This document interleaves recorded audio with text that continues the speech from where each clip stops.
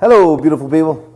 Luke Corletto here, and some inspired thoughts that happened with some experiences the last couple days. So I just jotted down some ideas here, and I'm going to let them rip and see how they land for you. The title of this is The Power of Language.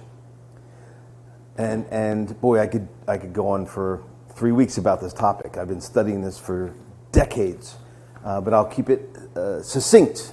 Specifically, the power of language for influence. Influencing ourselves, right, for or against, and influencing others for and against. The power of language. So yesterday I was at a local university, an institution of higher learning, and the young gentleman who's matriculated at the university was helping me, and I asked him for a pen. And he turned around and he instantly was looking for the pen, forgot where he put it, but listen to the dialogue. Oh, stupid me, where did I put the pen? Stupid me. And then later in the conversation, I asked him a question, and he said, well, I don't know anything about that. I'm a biology major, but that's all I really know. I'm not too smart in the other areas. I don't know anything about chemistry, and I don't know anything about this and this and this. Now, for those who are with me and understand what I'm getting at, you see the point. For some of you, you may not. But listen to his power of language against himself. Dummy, stupid. I'm not smart. I don't know those things. All of that is language to tear himself down. Quite frankly, it's self-abuse. And he doesn't even know he's doing it. Now, you might have heard this adage before, that if I spoke to you the way you speak to yourself in those quiet moments, you would hate me. Let me repeat that. If I spoke to you the way you speak to yourself in those quiet moments, you would hate me. The concept is, many of us have really bad negative chatter in there. So that's the power of language, but against ourselves. I was recently in the Bahamas just a couple weeks ago at a retreat. And so power of language, right? There was before I jump to that, let me go here. So that was an individual. Now, collectively, power of language, marketing is a great example. Marketing uses influence and persuasion. I mean, there's an entire psychological field about marketing persuasion. And they'll use things like scarcity and urgency, FOMO, the fear of missing out, that gets us people to take action to buy their products or services. And it works wonderful. That's why there's billion-dollar corporations, right? And so that's marketing, languaging, used to influence us. And there's an entire field that uses marketing and languaging to manipulate us. And that's in the field of so-called healthcare. That in and of itself is the use of language. There's no health in that care. It's crisis care. Let's call it what it is. So for instance, I was in the Bahamas just a couple weeks ago at a retreat, and the part of going to the Bahamas, you have to agree to fill out a daily health survey. For instance, mine's right here. Dear Louis Corletto, it's time to complete your daily health survey. And then there's 6 questions about sickness. It's not a health survey, it's a sickness survey. Let's call it what it is. The proper use of language, right? So fill out the sickness survey. Fair enough. But when we call it health, and it's about sickness, that creates confusion on all levels, especially in communication. So the power of language, especially when it's done with intention to cause confusion. For instance, many people buy life insurance. You're not insuring your life.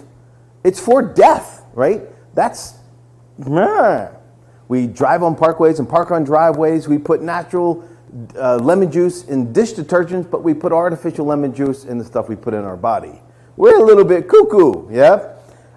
So also, the influence from power of language.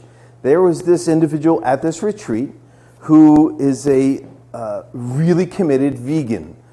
Her choice. I've been a vegetarian for over 3 decades. So mine's for spiritual reasons, not dietary. So this person really protects what she chooses to put in her body. At least in one aspect of her life. Yet she has volunteered to receive a genetic experiment through an injection into her body. the current paradigm that's out there right now. I'm doing my best to use not so many words to get this video censored, as many of my videos have become, unfortunately. Blocked, censored, not shown because of the algorithms and all that good stuff. So if you're still watching it and this resonates with you, please share it. Please share it before it goes away, because at the end, it's definitely going to be pulled off when I wrap. So here's this person that really won't even put honey in her body because it's against her principles. Cool, I have nothing against that. That's your principles. But then you turn around and volunteer. So get with me. I choose not to do that for my body. I'm not making it wrong for hers. I'm pointing out the incongruency because of the influence via the power of language, via manipulation and fear. That's my point. No judgment on her choices. They're just broken and incongruent because of being influenced and manipulated by the power of language. Yep. Let's see, where was I going? Yada, yada, yada, yada, yada. So where did all this start? This started for me decades ago when my most influential teacher, Pasquale Cettasoli, taught me about the power of thoughts, the power of words. Son, thoughts are things. He was cracking open my consciousness to understand the matrix of the world and the power. They all have power. So do I use them for or against myself, or for or against other people? And you're doing the same. Are you doing it intentionally, unintentionally, consciously, unconsciously? Either way, you are doing it. So this is an invitation to engage into the process consciously. For yourself especially, stop self-abusing with words against yourself, with language against yourself, and definitely stop doing it to others. And then stop letting others do it to you, especially the establishments, because they intentionally confuse language to get people to take actions, and it's really out of integrity because it's not honest and it's not clean. For instance, like this, right? Open physics. Here we go. Quick physics lessons. Remember physics, basic physics, cause and effect. Cause and effect. That's a law. There is no law in physics that says cause, effect, side effect. That's psychological manipulation through language. For instance, somebody takes an aspirin for a headache, and their headache goes away. Desired or intentional outcome, voila, it worked. Somebody takes an aspirin for a headache, and their kidneys malfunction, and now they're on dialysis. Side effect, bummer. That's not what we wanted to happen. And so, through the power of language, we soften the blow of this direct trauma. Remember, cause, effect, cause, effect. No such thing as cause, effect, side effect. But it's used in the manipulation via language. Not cool. Now, how does that play out? How about adverse, right? Adverse reactions. So the definition of adverse is preventing success or development, harmful, unfavorable, unfortunate. Very similar to side effect, isn't it? Now, the CDC has on its website, you have to have a computer math degree to figure out how to use it, but it is there, something they call VAERS. It's an acronym, VAERS, the Vaccine Adverse Events Reporting System. They don't let the rest of the world know about it, but it is there. Since mid-June, so this is what, June 29?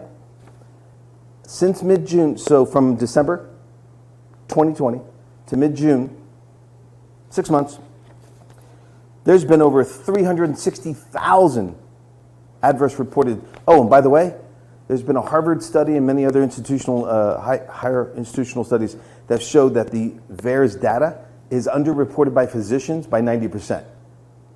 By 90%. So less than 10% of physicians and hospitals actually report the adverse reactions to the CDC. But what is reported is still put online. 360,000 adverse events from the current injection being suggested now, manipulating and forced upon the human species for all the following groups of COVID vaccines. 360,000 adverse events, over 6,000 people have died, 30,000 serious injuries. They call this adverse effects. I call that manipulation via language. So, those are just examples. Again, the context of this little share is the power of language. How do you use it for or against yourself? How do you use it for and against other people? And how do you allow it to be used for or against you?